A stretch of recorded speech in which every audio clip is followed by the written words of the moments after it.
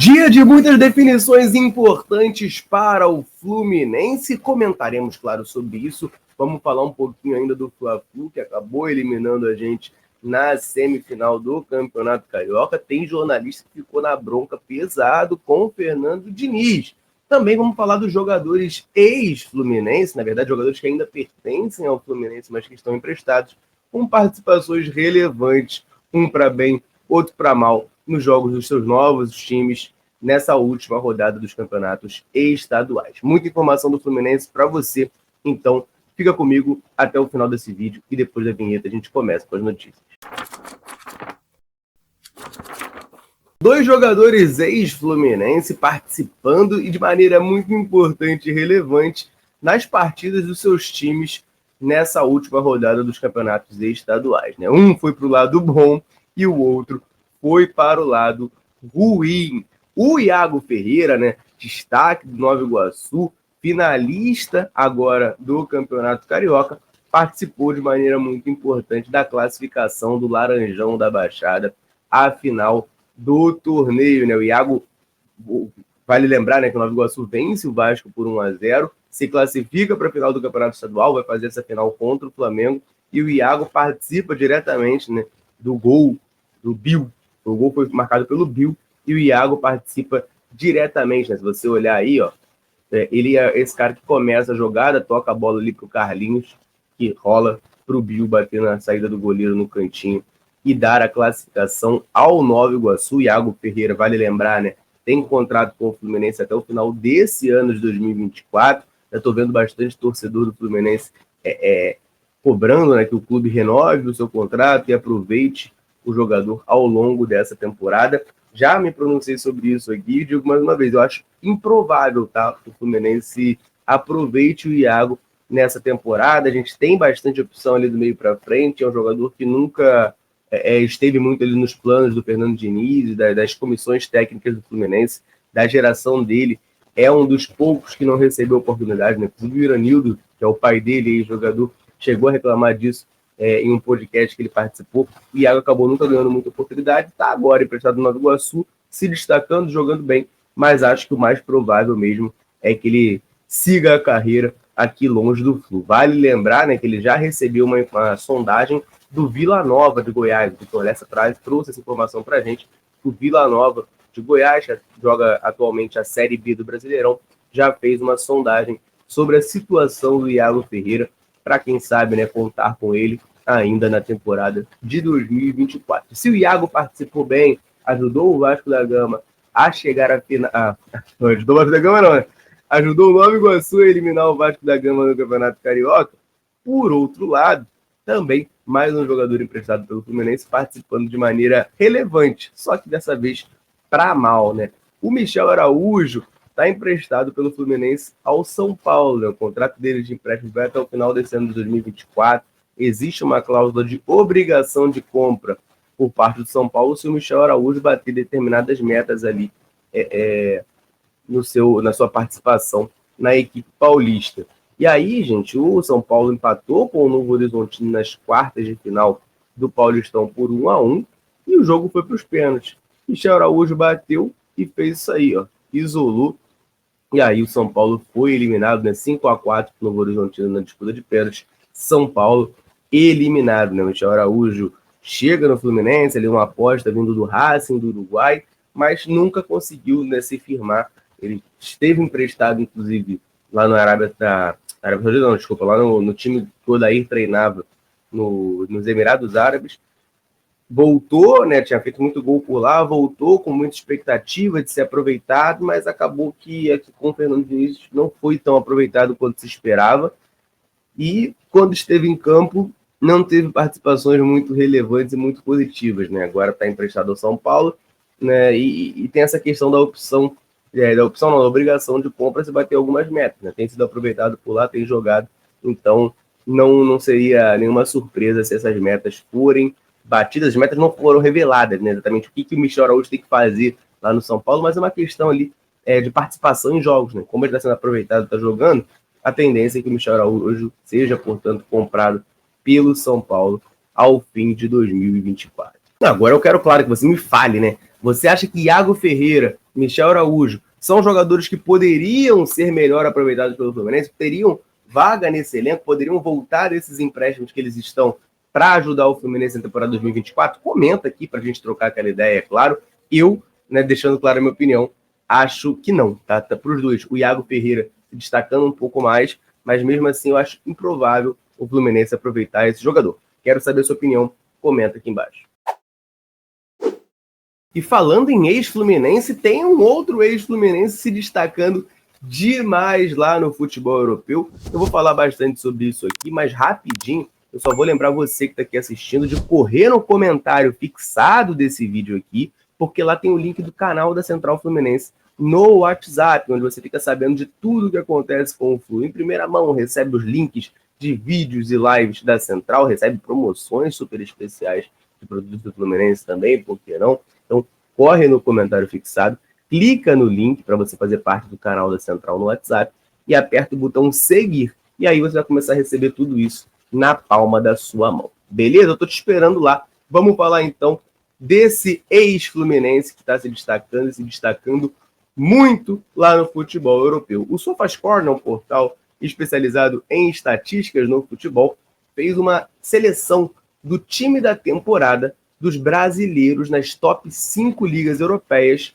né, nessa temporada, obviamente. E tem um ex-Fluminense nessa lista, é um jogador que vem se destacando demais. Eu estou falando do João Pedro, atacante formado aqui pelo clube, que atualmente joga no Brighton da Inglaterra, né? A gente lembra, o João Pedro sai do Fluminense para o Watford, joga um tempinho lá no Watford e agora fechou nessa temporada com o Brighton da Inglaterra e tem se destacado muito por lá, né? Tá aí com a nota 7,38 na temporada, é um dos brasileiros que mais meteu gol no futebol europeu nesse ano. Ele tem agora 32 jogos com a camisa do Brighton nessa temporada, 19 gols e 2 assistências, tem jogado muita bola, tem sido um grande destaque da equipe. Nesse momento está se recuperando de uma lesão, né?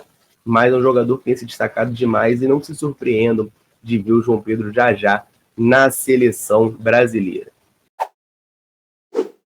Eliminação do Fluminense no Campeonato Carioca segue dando o que falar e tem alguns jornalistas se pronunciando sobre esse assunto. Eu queria começar falando de uma declaração do PVC na coluna que ele tem lá no UOL Esporte, em que ele elogia a participação do time na última partida, mas ressalta o jejum de clássico. O André deve ter ficado bolado de ler isso, né? Mas o PVC botou o seguinte: o Fluminense teve atuação digna, completou 13 clássicos sem vencer. O Flamengo jogou pelo resultado.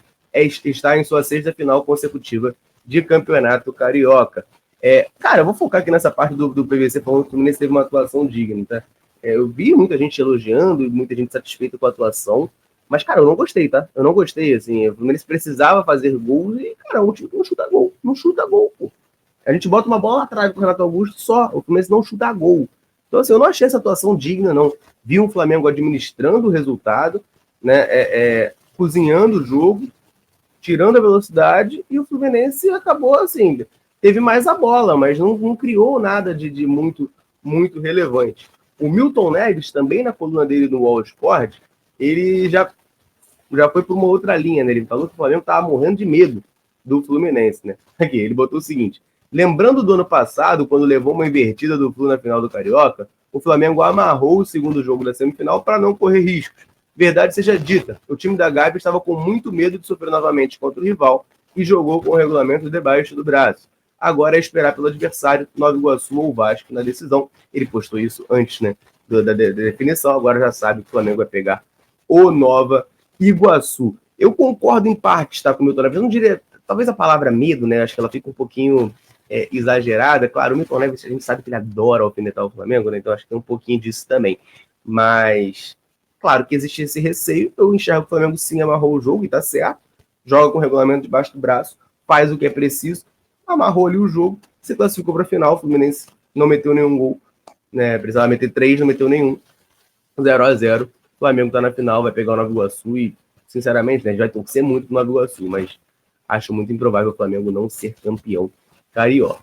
E agora, depois do jogo, né, o Fernando Diniz deu aquela entrevista coletiva que a gente falou aqui já em vídeo, em que ele se exaltou, em que ele confrontou jornalista, enfim, definiu quem era tricolor de verdade e quem não era. E o Carlos Eduardo Mansur, jornalista da TV Globo, lá no Troca de Passes, criticou muito a postura do treinador. Se liga aí. Com a sensação de que qualquer um que lê o futebol e lê o jogo diferente do que o Diniz lê, especialmente se a opinião dele estiver razoavelmente alinhada com o que a maioria das pessoas vê o jogo, ele entende que é raso. Isso me parece uma falta de respeito com uma visão contrária de futebol dele. Não há motivo para isso. As pessoas podem discordar sobre a leitura de jogo. Daí a forma como ele nutre um desprezo por uma opinião que eventualmente se alinhe com a opinião que está difundida na opinião pública, ela me parece uma coisa que incomoda bastante. Porque, eventualmente, a pessoa que tem a sensibilidade da arquibancada, mesmo sem a sensação técnica, ela pode ter uma visão de futebol com uma capacidade de enxergar as coisas muito aguçada. Tá aí essa declaração do Carlos Eduardo Mansur, né? Vale lembrar que o Fernando Diniz chamou de uma opinião idiota você achar que Renato Augusto e Ganso não podem jogar juntos, por exemplo, né? Foi uma das coisas que ele falou. E, cara, eu concordo com o Mansur, assim, o Diniz não é obrigado a concordar com as críticas de torcedor, de jornalista. Não é obrigado, mas o negócio é o tom que ele responde, o tom que ele se pronuncia. Cara, crítica em time grande existe, tá? Questionamento vai sempre existir. Mas a maneira com que se lida, sei lá, não me agrada, não me agrada. Eu falei bastante sobre isso no vídeo de ontem, não me agrada. Ele puxou para falar de tricolor de verdade, dizendo que é falso tricolor, que é like, que é isso, que é aquilo. Pô, Diniz, calma, né? Calma. Beleza, estava irritado que o Fluminense foi eliminado? Tá bom, mas calma, né? Calma, porque isso aí não vai levar a lugar nenhum, essa postura de cisânia e divisão. Não vai levar nem você, nem o Fluminense a lugar nenhum. E tem uma informação muito importante sobre o Super Mundial de 2025 que eu já vou trazer para você, mas antes eu vou rapidamente aproveitar aqui para dar uma moral para a galera que está sempre ligada na Central, sempre nos dando moral. Em todo vídeo eu convido você que está aí nos assistindo a deixar um comentário aqui embaixo, nos falando do seu nome e de onde você nos assiste. A gente gosta muito de saber até onde, nesse mundo gigantesco, a Central Fluminense consegue chegar e alcançar. Então a galera chega junto, deixa o comentário sempre que a gente pode. A gente vem aqui e manda aquele abraço para a rapaziada. Nesse vídeo, mandar um abraço para o Laerte de Tuiutaba, para o Hudson do Rio de Janeiro, para o Dirceu de Lusiânia, em Goiás, Elimar de João Pessoa, o William de Araruama, Paulo de São Gonçalo, João de Eunápolis, na Bahia, para o Mauro de Bom Jesus do Galho, em Minas Gerais, e também para o Vander Lúcio, em Governador Valadares, Minas Gerais. Um abraço para a galera. Convite para você. Quer que a gente mande um abraço, um salve, citando o seu nome? Comenta aqui embaixo o seu nome e de onde você está nos assistindo. Combinado? Então vamos falar do Super Mundial, gente, porque a Itatiaia traz uma informação muito importante sobre a definição desse torneio, né? Eles trazem para a gente que a FIFA comunicou aos seus filiados que vai antecipar o sorteio dos grupos para junho ou julho de 2024, ou seja, daqui a pouquinho a gente já vai começar a ter uma ideia de como que será o grupo do Fluminense nesse Super Mundial, né? O sorteio, a princípio, estava marcado para dezembro, mas a FIFA anunciou que vai antecipar isso e ele vai ocorrer ali em junho ou julho desse ano. Não tem a data definida ainda, isso ainda vai ficar certinho, mas vai ser por agora, no meio desse ano de 2024. Cara, é um torneio que eu sempre faço muita questão de exaltar aqui, porque o Fluminense participar disso é uma parada muito forte, muito importante. E também tem toda a questão financeira, né? Tem rumores aí dando conta de que a FIFA vai pagar 50 milhões de euros, dá 271 milhões de reais para cada participante. Ou seja, só de você participar, você já ganha essa nota. Pô, é muita grana, gente. É muita grana, além da exposição global e tudo, né? Então, o Fluminense é um dos poucos brasileiros classificados, né? Fluminense, Palmeiras e Flamengo vão jogar esse torneio, já que foram campeões das últimas Libertadores. Aí tem o campeão da Libertadores 2024 também vai, e tem mais dois do ranking da Conmebol. Os da ranking da Conmebol não podem ser brasileiros, né? Para um time brasileiro se classificar só ganhando a Libertadores de 2024, já que já tem mais do que duas equipes brasileiras garantidas lá na competição. A tendência é que River e Boca entrem, né, pelo ranking. Agora, é um torneio que, cara, me chama muito, muito a atenção. Vai ser, para quem não tá por dentro, né, vai ser uma Copa do Mundo de clubes, tá? Pensa no modelo da Copa do Mundo, de 32 equipes, 8 grupos de 4 e tal. Vai ser isso, só que com clube. E o Fluminense vai estar disputando. Isso é maravilhoso. Vai ser lá nos Estados Unidos, vai ter esse sorteio agora em junho, julho. Claro que a gente vai estar super de olho aqui. E vai lembrar, né? A gente já vai ter um pouquinho mais da noção do que dá para o Fluminense aprontar ou não. Dos 8 grupos, 4 vão ter 2 brasileiros, 2 europeus. Então, o grupo que tiver 2 europeus, já vai ficar um pouquinho mais difícil, mais salgado. Mas, pô, vai que o sorteio é gentil com o Fluminense. Eu tô, cara, muito ansioso, muito animado com esse sorteio, com esse torneio. E é isso, vamos que vamos. Pô, imagina o Fluminense sendo campeão da Copa do Mundo de clubes. Seria lindo demais. Falando em sorteio, hoje é dia de definição importante nesse quesito, já que é o sorteio da fase de grupos da Libertadores. A partir das 8 da noite vai ter o sorteio da Libertadores e você, claro, vai acompanhar tudo isso aqui na Central Fluminense. O nosso papum começa às 5 da tarde, de maneira tradicional, né? De segunda a sexta a gente está ao vivo às 5 da tarde aqui, mas, meu amigo, hoje é um papum muito especial. A gente vai, esticar esse papum até o sorteio. Então, você já chega aqui 5 horas para a gente falar das últimas do Fluminense, enfim, tudo que a gente tiver que comentar, reclamar do Fla-Flu também, que eu já sei que eu não vou me aguentar, mas aí às 8 horas da noite vai ter o sorteio da Libertadores, a gente vai acompanhar lá para saber em qual grupo o Fluminense vai cair, né? A gente já sabe que o Fluminense vai estrear na semana do dia 3 de abril, fora de casa, contra alguma equipe do pote 3, né? A lista dos potes está aí na tela, o Fluminense já é o cabeça de chave do grupo A, né? O cabeça de chave ali começa, é o pote 1, grupo A, e pode pegar essas equipes do pote 2, exceto o Atlético Mineiro, né? Já que é uma equipe brasileira. No pote 2, pote 3 e pote 4, você não pode pegar times brasileiros, exceto o Botafogo, já que o Botafogo não está exatamente como time brasileiro, né? Ele está como classificado da pré. Então o Botafogo pode cair no grupo do Fluminense, mas o Atlético Mineiro não pode, tá? É basicamente isso. Atlético Mineiro só o Atlético Mineiro que poderia cair no grupo do Fluminense, não pode cair no grupo do Fluminense.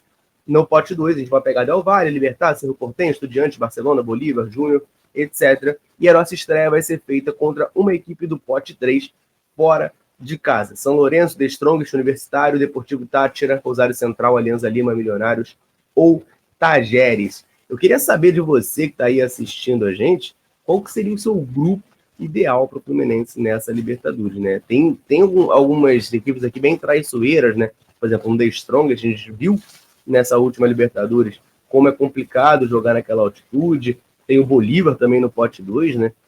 Ou seja, tem duas chances aqui de pegar um time com altitude muito grande de La Paz. Queria saber de você que está aqui nos assistindo, qual que deveria ser o grupo do Fluminense, quem que você quer pegar nessa fase de grupos. Comenta aqui e eu te espero na live mais tarde para a gente acompanhar esse sorteio. Combinado? Vou ficando por aqui. Um abraço a todos os tricolores. Tamo junto.